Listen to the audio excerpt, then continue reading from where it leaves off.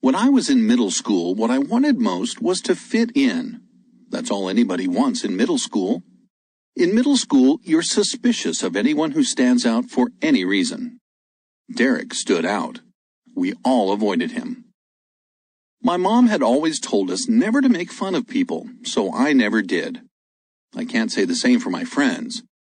Not that they were outright mean or anything, but they'd whisper behind their hands, and it was obvious who they were whispering about. I took no part in this, as I said, but I have to admit I steered clear of Derek like everyone else. Despite my standoffishness, Derek started leaving me little gifts.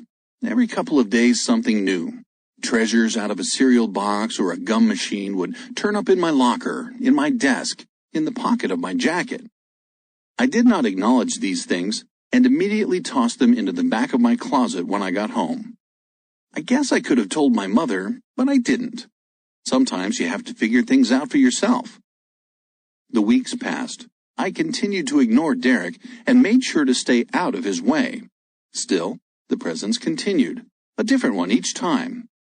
I resented the fact that he spent so much time thinking up ways to get my attention. Didn't he have better things to do? My friends teased me. "Ooh, Leela has a boyfriend, Leela has a boyfriend," they sang out. It didn't seem fair.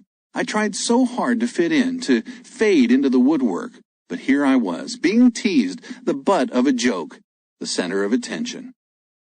One day, Derek strode up to me in the lunchroom and presented me with a dozen roses. Red, long-stemmed, in a fluted paper wrapper with a note tucked inside. I know I'm not the coolest kid, but take these roses. You'll be glad you did. I should have been flattered, but I was good and angry. The fact that he stood there grinning lopsidedly, roses in hand with that hopeful look in his eyes, made me even angrier. I wanted to squash him like a bug. "Leave me alone," I growled. "Don't you get it? Go away." "Ooh," sang the chorus of girls. I wanted to crawl under a rock. Derek looked as miserable as I did, and then, horrors, I saw his bottom lip quiver. He looked like he was going to cry. He couldn't cry. If he cried, they'd call him a crybaby. "Derek is a crybaby" would follow him around for the rest of his life. I decided I would not, could not let that happen. No one was going to make me, not even my friends. I took the roses. I carried them around all day. I never did talk to Derek after that. We nodded politely to each other in the hallway, but I never pretended to like him, and he never gave me another present. Somehow we'd worked it out.